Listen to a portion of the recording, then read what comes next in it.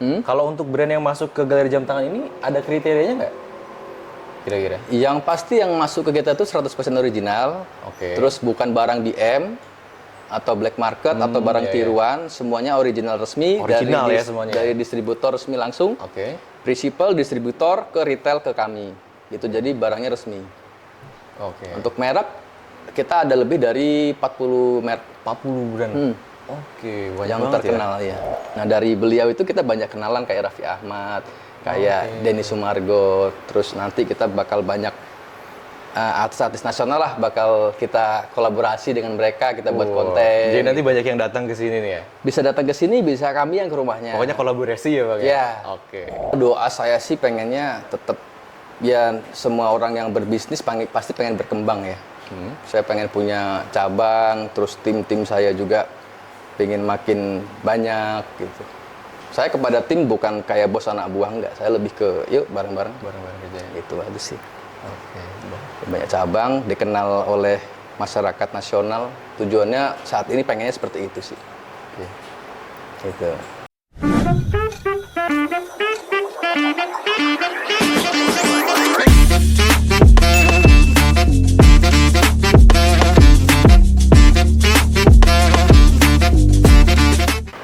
Oke teman-teman semua, balik lagi di podcast Dengar Cerita. Tepuk tangan dulu dong semuanya.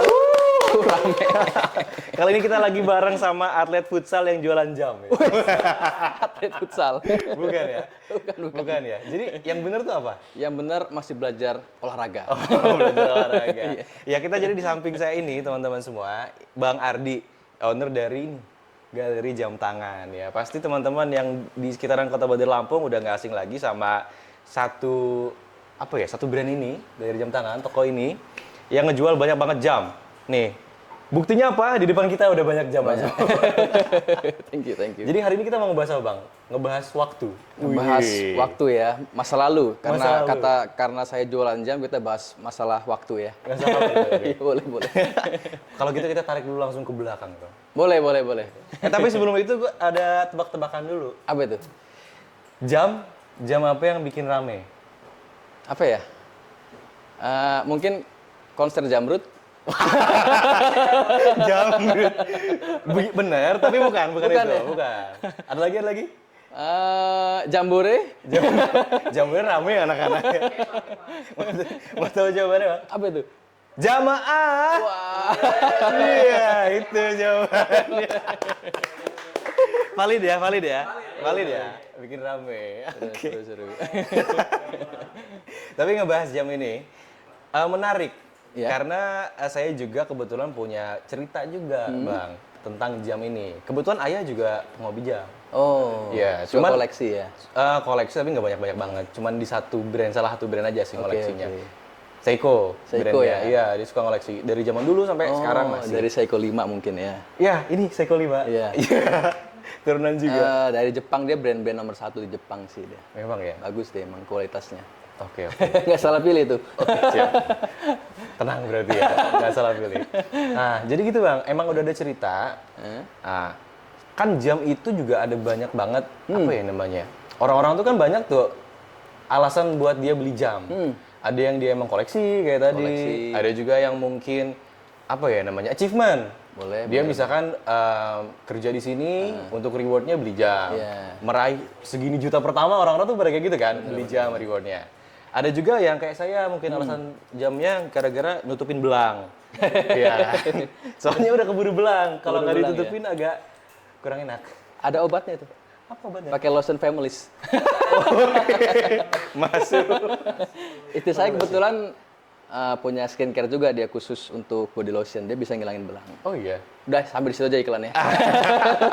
Kita bahas jam lagi. Nah, kalau dari Abang sendiri, kira-kira punya cerita apa Bang tentang jam tangan ini? Sebelum kita bahas tokonya nih. Oke. Nah, Terus terang, kalau untuk di jam, Karul di jam tangan, masa lalu saya itu hidupnya bisa dikatakan pas-pasan lah, gitu. Jadi buat makan aja alhamdulillah. Jadi saya nggak mikirin buat koleksi jam tangan segala macam, nggak mikirin terus terang. Malah seperti itu saya. awalnya dulu kayak gitu. memang di jam tangan itu bisa terjun di dunia bisnis ini bukan karena saya hobi sih. Oh, bukan karena hobi jam tangan awalnya. Bukan karena hobi jam tangan, karena memang keadaan yang memaksa untuk survive. Gitu. Nah, kebetulan bidang yang saya gelutin ini, usaha ini kebetulan di jam tangan, karena pada saat itu ada kawan yang nawarin untuk jualan melalui waktu itu BBM dulu. Oh, BlackBerry Messenger? Ya. Bukan Pertamina kan BBM-nya? Bukan. Oh, bukan. Beda-beda. Beda-beda. Oke. Awalnya jualan jam tangan lewat BBM ditawarin. Ya, online itu waktu pada saat itu. Itu tahun kapan, Bang? Pertama kali? Itu tahun 2011 lah. 2011. Pertama kali masuk ke dunia jam ini? Ya, di online shop 2011. Oke. Gitu. Dulu jualan jam apa, Bang, kalau boleh tahu? Dulu jam-jam murah. Jualannya di sekitar Bandar Lampung aja? Online. Oh, online. Jadi hanya teman-teman yang punya kontak saya aja. Jadi waktu itu saya pemasarannya, kontak saya share. Misal nih, saya kenalan sama abang kan. Yeah. Tolong dong bang, share kontak saya di broadcast. Nanti saya beliin pulsa. Oh, gitu dulu awalnya ya. Iya. Jadi bukan dari Bang hobi jam, Bukan. tapi karena memang awalnya tuh langsung jualan berarti ya? Iya, karena kalau saya nggak jualan, saya nggak bisa beli bensin, nggak bisa buat makan. Gitu. Jadi kebetulan saya butuh kerjaan kan susah, ditawarin untuk jualan jam itu melalui BBM dan itu tanpa modal. Saya iseng, saya coba. Gitu awalnya. Awalnya iseng, coba-coba, kok enak gitu. Kelanjutan ya? Lanjutan nah, terus. Titiknya tuh waktu tahun berapa, Bang? Udah tahu kayak, oh kayaknya bisnis ini bisa banget nih, sustain dan bisa dilanjutin nih. Kan awal mulai itu 2011 tuh. 2011 itu mulai merintis ya. Pada saat itu saya merintis melalui BBM, terus saya bisa buat kuliah tuh. Pada saat itu saya bebarengan tuh dengan masuk saya kuliah. Sambil bisnis juga? Sambil jualan itu. Karena biaya kuliah memang dari situ. Orang tua hanya memfasilitasi untuk daftar aja. Waktu itu daftar kuliah itu saya gadain motor. Oh, gitu. Daftar tuh gadain motor? Iya, gadain motor, dapat biaya sekitar 2,5 juta atau 2 juta itu digadain motornya untuk biaya daftar ulang di salah satu perguruan salah satu kampus lah di sini lah gitu. Itu kan bayar 2 kali untuk administrasinya, saya bayar setengahnya dulu. 2,5 juta itu. Nah, baru saya mikir buat selanjutnya gimana nih saya bayar kuliahnya. Kebetulan ada kawan nawarin buat jualan jam tangan itu.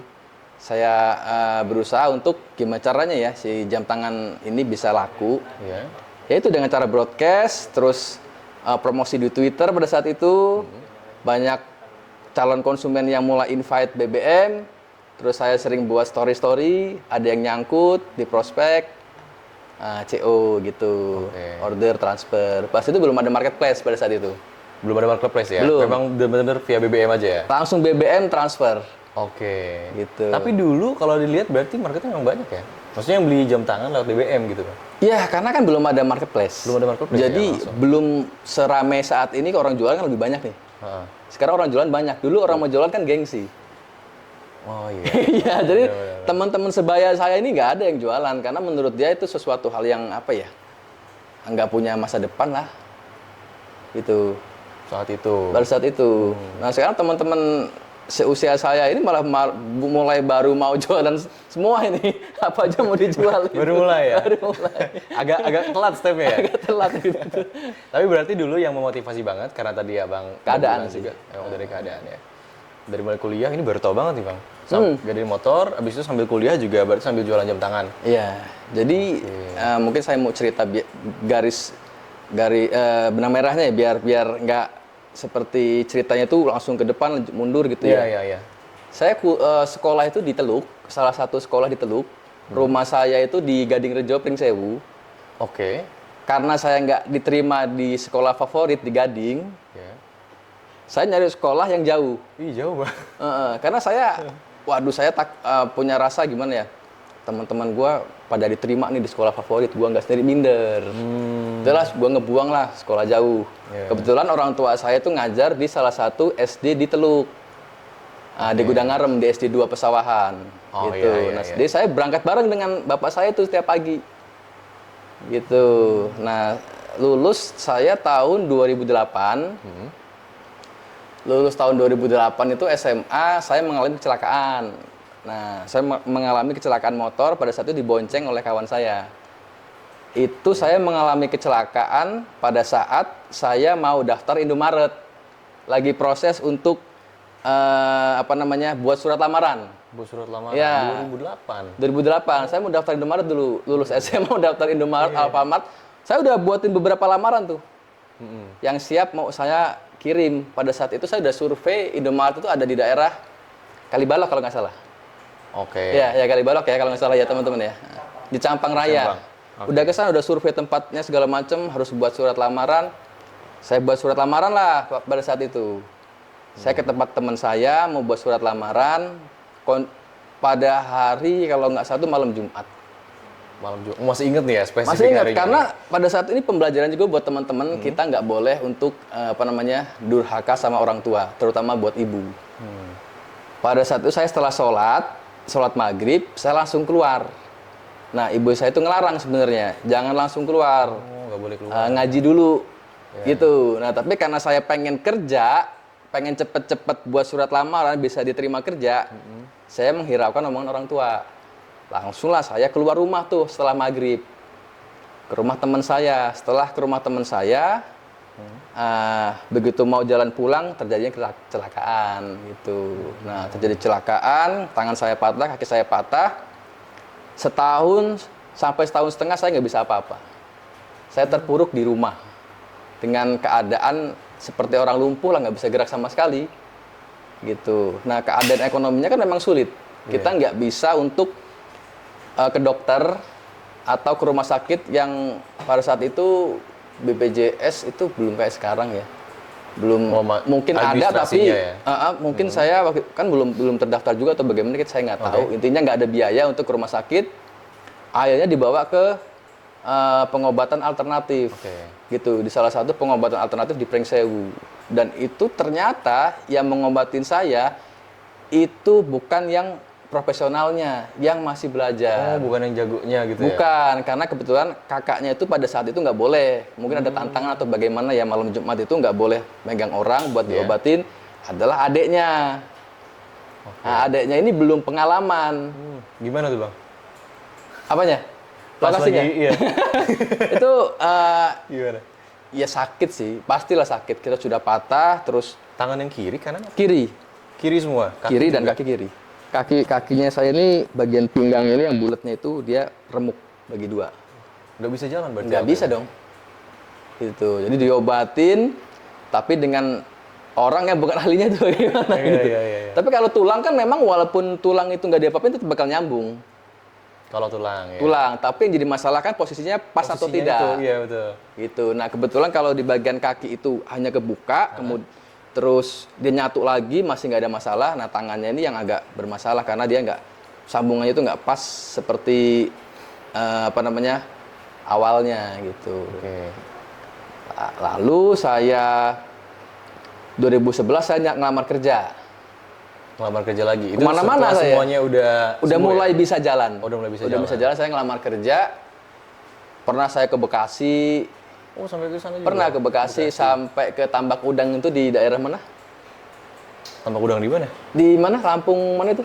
Bratasena. Saya pernah di Bratasena juga. Daftar di sana pernah saya. 3 hari berasa kayak setahun. Kenapa? Itu Karena baru keluar lagi ya berarti? Iya. Saya di sana 3 hari baru mulai nyari-nyari. Kok di sini airnya payau kan? Terus nyamuknya gede-gede. Waduh, nggak betah saya.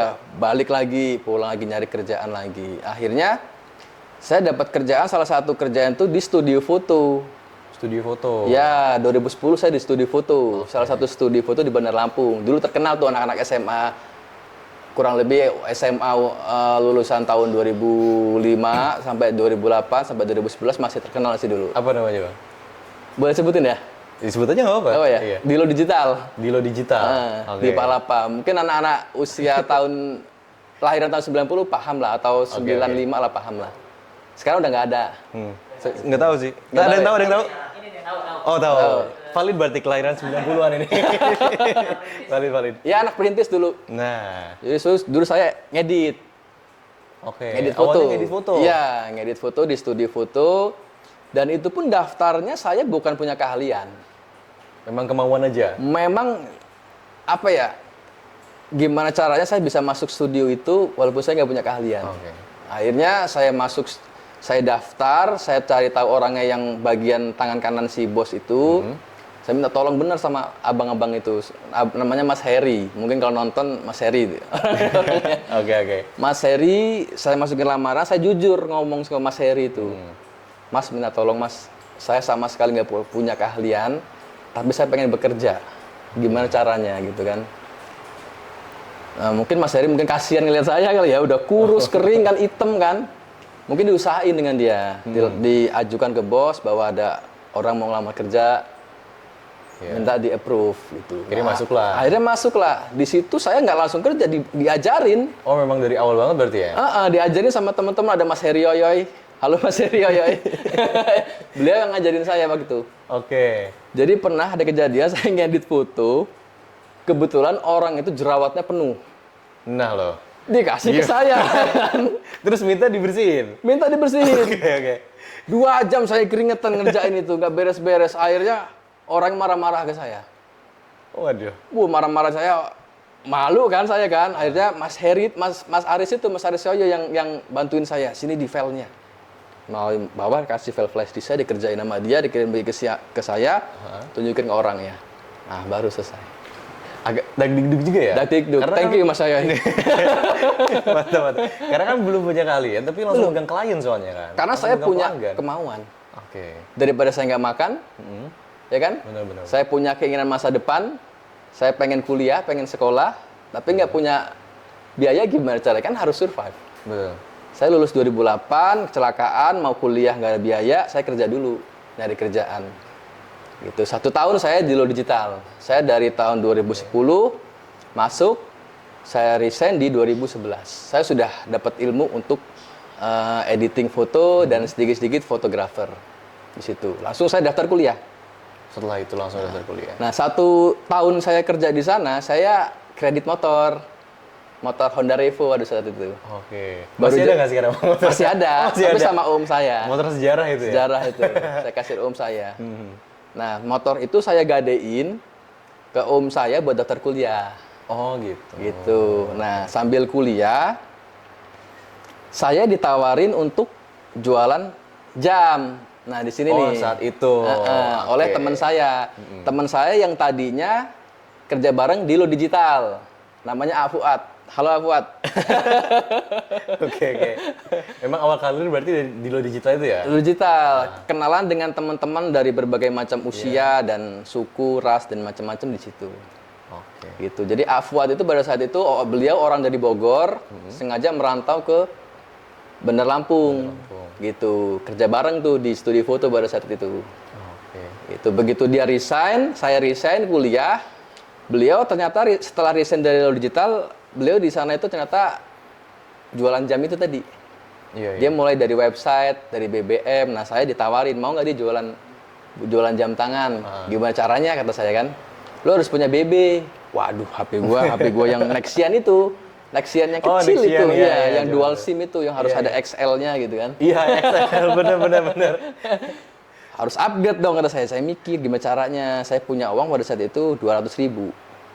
Sedangkan harga BB waktu itu, BB yang Rexona, trackball, kalau nggak salah Javelin atau apa ya waktu saat itu serinya. Iya.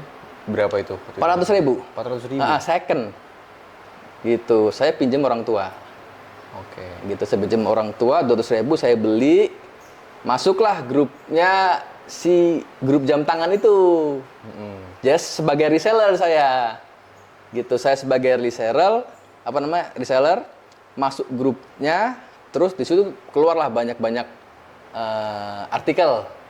Jam tangan A harganya sekian, jam tangan A harganya sekian. Oke. Saya suruh ngolah itu gimana barang itu bisa jualan. Misal model 100, lu harus jual, terserah lu mau jual berapa. Lu mau jual 150 boleh, 130 boleh. Terserah. Nah, pada saat itu ongkos kirim dari Jakarta ke Lampung itu masih 7.500. 7.500 itu pakai apa Bang waktu itu? Pakai JNE. Pakai JNE ya? JNE sudah ada pada saat itu. 7.500. Nah, saya akalin ketika ada teman-teman yang PO, saya kumpulin supaya dapat 1 kilo. Oh iya. 1 kilo itu sekira kurang Sekalian lebih ya? sampai 7 jam tangan. 4 sampai murah. 7 jam tangan. Oke. Saya orderin, baru saya jual ke teman-teman yang sudah PO tadi. Gitu. Oke. Sebelumnya Bang, boleh kita tepuk tangan dulu nggak? Panjang ketawa, udah terlanjur ngobrol gini panjang gua bener. Ternyata ceritanya Bang Ardi gitu ya. Ini kan saya juga baru tahu nih Bang. Ya kan, bahwa memang ini bukti kalau orang yang benar-benar emang dari awalnya punya kemauan. Ya. Iya Bang. Karena kan kita nggak tahu nih Bang, kalau di sosial media kan nggak di-up dong sama Abang. Untuk background segala macam kan. Iya. Iya, jadi gitu teman-teman semua, buat yang nonton, kalau kalian punya kemauan pasti bisa ya. Lebih ke kemauan ya. Kemauan terus doa sih, doa. Dan orang tua Orang juga tua, ya. doa orang tua juga. Oke. Oke Bang, sekarang kita bahas masa sekarang Bang. Boleh, boleh. Waktunya kita tarik dari masa lalu ke Masa depan. Masa sekarang. masa sekarang dulu Bang. Boleh, Present dulu, present. Boleh, boleh. Nah, jadi Bang kita ini kan udah banyak nih Bang. Contoh-contoh jam tangan, di galeri jam tangan sekarang alhamdulillah udah besar. Kemarin juga udah sempat ngundang saudara saya. Sama-sama AA ya. Sama-sama AA, Sama-sama Sunda. Andika bukan. Bukan Andika kangen bukan. AA Rapi ya. Oh iya. Itu berapa bulan yang lalu ya? 2 bulan. Masih sebulan yang lalu. 1 bulan yang lalu ya? AA Raffi kesini. Atau saya cek WA dulu deh. Iya. Cek dulu ya boleh. Oke, itu sampai sekarang bisa ngundang AA Raffi kesini, ya kan? Udah, alhamdulillah nih Bang, udah kayak gini perjalanannya. Alhamdulillah. Oke. Nah, satu hal yang mau ditanyain dulu nih Bang. Karena dari tadi tuh salah fokus ke di box ini ada banyak banget brand. Kalau untuk brand yang masuk ke galeri jam tangan ini ada kriterianya nggak? Kira-kira? Yang pasti yang masuk ke kita itu 100% original. Oke. Terus bukan barang DM atau black market atau barang iya. tiruan, semuanya original resmi Original dari ya semuanya. dari distributor resmi langsung. Oke. Principal distributor ke retail ke kami. Gitu. Jadi barangnya resmi. Oke. Untuk merek kita ada lebih dari 40 merek 40 brand. Oke, banyak yang banget terkenal ya. ya. Oke. Nah, balik lagi Bang. Kan dulu jualnya tuh kayak itemnya mungkin masih sedikit ya lewat BBM segala macam. KW Sekarang- dulu. Oh, dulu KW? Dulu KW kita Oke, jualnya. oke. Belum Nah, dikenal. belum dikenal. Kalau sekarang udah ori. Nggak boleh jual KW sekarang. Iya, nggak boleh ya. Nah, kalau sekarang kan udah tokonya besar nih Bang. Alhamdulillah. Amin. Pernah ngelihat gak Bang? Kayak ngelihat narik ke masa lalu, terus ke masa sekarang juga kayak, wah sekarang udah bisa punya toko segini besar nih gitu. Rasanya gimana sih? Yang pasti seneng ya, karena kan kita dikasih rezeki lebih oleh Allah Subhanahu Wa Taala. Tapi bukan menjadikan diri kita yang menjadi orang yang merasa di atas atau untuk buat kita jadi sombong gitu. Kita mudah-mudahan nggak seperti itulah gitu. Jadi tetap biasa aja gitu. Tapi bersyukur dikasih di titik sampai saat ini, alhamdulillah saya sangat-sangat bersyukur. Gitu. Tapi saya tidak mau menjadikan diri saya menjadi orang yang udah sampai di titik ini saya menjadikan orang yang sombong, itu saya nggak mau. Gitu. Mudah-mudahan saya tetap ya biasa aja lah gitu. Memang itu kan titipan, kita nggak tahu gitu. Betul. Bener-bener. Kalau titiknya itu di tahun berapa Bang? Yang pertama kali bener-bener wah gitu. Setelah menikah sih, Setelah menikah? Tahun berapa itu? 2017. 2017. Oke. Jadi setelah kita online, terus kita kuliah segala macam, saya buka etalase kecil, masih ada etalasenya sih. Mungkin ntar ditampilin di sini. Di sini editor. Oke. Etalase kecil itu 2015 di rumah pada saat itu pacar saya, sekarang istri. Oke. Emang katanya jualan dari awal itu sama pacar ya? Sekarang udah jadi Iya, istri. saya pacaran sama istri 2009. Wah, itu udah lama. Iya, dari saya 2009. belum jualan jam saya udah pacaran. Gitu aja. Masih berada di titik bahkan minus. Sangat langgeng ya. Alhamdulillah berarti. Alhamdulillah, karena istri saya menilai orang bukan dari harta, bukan dari siapa dia gitu. Saya motor aja minjem motor dia. Jadi agak mengingat jadi agak Gak apa-apa. Jadi yang buat kita pacaran keliling itu motor istri saya. Oh dulu. Iya. Saya mau nangis juga nih. Oke. Karena pernah dihina dulu. Wah, aduh, gimana? Oh Bang, boleh diceritain kalau misalnya ada cerita. Ini nggak didramatisir ya, memang. Iya. Gue kalau orangnya sebenarnya aslinya mellow sebenarnya. Apa ya? nggak bisa sih cerita-cerita masa lalu gitu cuma. Jadi begini, pengennya fun tadi kan. Nggak apa-apa. Jadi, tapi udah terlanjur ya, terlanjur ya. Apa boleh dilanjut bang? Jadi istri gue itu dulu sekolah, kuliah di Malahayati. Oke. Gue belum kuliah, gue masih lontang-lantung lah. Jadi antar jemput dia ke sekolah, ke kuliah tempat dia belajar dulu tuh pakai motor dia, Supra X yang Supra X 125 dulu kalau nggak salah ya. Mau nanjak aja berat. Kalau pernah ke Malahayati itu dulu nanjak itu kan mau ke asrama itu nanjak itu berat nggak kuat gitu. Sampai diketawain sama teman-teman mereka gitu. Segitunya. Tapi istri saya itu nggak apa ya, tetap support saya lah gitu, nggak mau ikut-ikutan ke dunia mereka lah. Gitu dari situ gua harus berjuang nih, istri gua aja mau pacar gua aja mau dengan gua dengan keadaan seperti itu gitu makanya sampai saat ini gua nggak mau temenan dengan banyak orang sebenarnya. Gua jaga supaya apa, karena circle sekarang ini, kehidupan sekarang ini udah makin nggak karuan. Iya betul. Gitu. Gue bisa aja keluar bawa mobil ngaku bujang. Bisa aja. Percaya juga kayaknya sih. Iya, percaya juga sih. Cuman ya buat apa begitu? Itu termasuk dalam apa ya? Cobaan sih. Kita punya banyak rezeki berlimpah itu menurut saya ujian sih. Kita kuat enggak untuk memanage hal itu. Ketika kita susah nggak mau tuh teman-teman kenal dengan kita. Ketika kita dalam keadaan sekarang pada mau kenal semua. Gitu, makanya gue selektif. Iya. Gitu salah satunya sih. Saya marah tadi. Jadi ikut melo juga nih bang. Oke. Sampai rahasia bisa langgeng? Iya, enggak. Boleh bang? Langgeng sih tergantung kitanya sih sebenarnya sih. Gimana? Kalau kita punya niatan buruk, pasti pasangan kita akan berpikir hal yang sama. Kalau pengalaman saya sih, kalau kita hobi selingkuh, pasti istri juga pikirannya selingkuh. Iya. Intinya hindarilah hal negatif, karena saya juga bukan orang baik ya, bukan orang benar, tapi berusaha untuk jalan di koridor yang tepat lah, yang lurus lah. Untuk menghindari ya. Ini ada jejak digital, ada nanti anak-anak gue pasti nonton juga. Mudah-mudahan gue tetap seperti ini ya, anak ya. Siap. Siapa aja bang nama-namanya? Dinar, dirham, berlian. Dinar, dirham, berlian. Nah, 3 ya? 3. Kenapa nama seperti itu banyak yang ngomong, itu ke mata uang semua. Nah iya. Nah, bukan. Jadi sebenarnya filosofinya adalah harta gue di dunia ya keluarga. Anak-anak gue. Jadi masalah duniawi yang sifatnya kayak yang bermewah-mewah ya itu kan duniawi sih. Tapi yang bener-bener harta gue ya mereka lah. Oke. Jadi gue misal suatu saat maaf yang ngomong gue udah dalam keadaan yang amit-amit ya, misal down lagi, misal gue masih punya dinar, ya kan? Iya. Dinar kan mata uang kan? Gue masih punya harta. Oh iya masih punya dinar, iya benar. Iya, gue punya dirham. Betul. Atau perak, mata uang juga masih punya harta. Dinar kan emas, masih punya emas. Dan yang terakhir berlian. Masih punya. Gue punya mereka. Gitu. Ada rencana nambah lagi bang? Pengen sih, cuman kasihan istri. udah ada namanya, Namanya udah ada nanti. Pound sterling. Antam, bisa Antam. dolar ya. Aduh. Ini panjang nanti bang podcast ini. Bang. Tapi by the way berarti ya bang mengaku ya family man banget berarti ya? Boleh tanya teman-teman deh. Gimana? Ini kamar Family saya man buat keluarga nih. Ini harusnya saya kesini sama keluarga, cuma takut ganggu kan. Oke. Nanti boleh disepir kalau mau lihat kamar-kamarnya.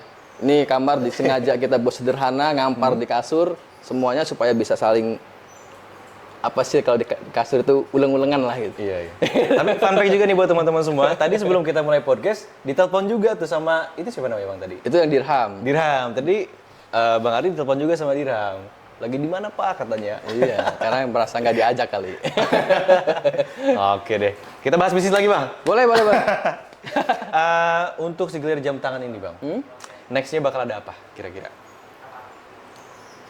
Kalau doa saya sih pengennya tetap ya semua orang yang berbisnis pasti pengen berkembang ya. Saya pengen punya cabang, terus tim saya juga pengen makin banyak gitu. Saya kepada tim bukan kayak bos anak buah, enggak. Saya lebih ke yuk bareng-bareng kerja. Itu aja sih. Oke. Banyak cabang, dikenal oleh masyarakat nasional. Tujuannya saat ini pengennya seperti itu sih. Gitu.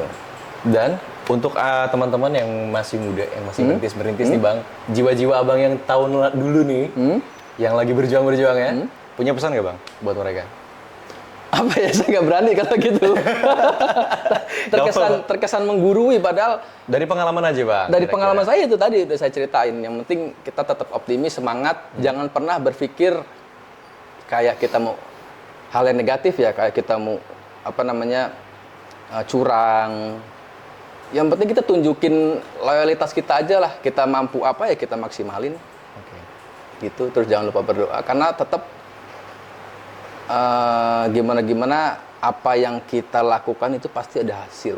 Iya. Selama kita melakukan dengan ikhlas. Kalau menurut saya seperti itu sih. Gitu. Oke, pertanyaan terakhir Bang. Habis minum kan ini? Udah dingin lagi ya? Udah dingin, udah fresh. Setelah Raffi ada apa lagi Bang? Nah, Sebenarnya banyak sih plan kita sih, karena kita alhamdulillah kita kan dekat dengan Bang Andika Kangen Band. Karena iya. kebetulan Bang Andika Kangen Band, Babang Tampan ya? Babang Tampan itu satu kampung dengan saya di Gading. Oke. Kecilnya cuma beda letting. Oh, iya, gitu. iya, Ketemu kita setelah udah saat ini gitu. 2018 lah pada saat itu ketemu Kemarin sempat lagi. gerbek rumahnya juga kan? Sempat gerbek rumahnya dia Iya, iya. gitu kan, buat konten kita kan. Nah dari beliau itu kita banyak kenalan kayak Raffi Ahmad, kayak Denny Sumargo, terus nanti kita bakal banyak artis-artis nasional lah, bakal kita kolaborasi dengan mereka, kita buat konten. Jadi nanti banyak yang datang ke sini nih ya? Bisa datang ke sini, bisa kami yang ke rumahnya. Pokoknya kolaborasi ya Bang ya? Iya. Oke. Itu sih. Untuk artis-artis nasional yang lain ya? Nasional ya. Oke siap. Berarti planningnya cocok tuh sama yang tadi Bang? Iya, planning kita untuk ke tingkat nasional, lebih ya. dikenal ke tingkat nasional. Amin dong. Amin. Oke. Gimana Bang, ada yang mau disampaikan lagi? Cukup sih. Cukup ya? Kalau saya terlalu ngobrol-ngobrol. banyak ngomong nanti panjang nih.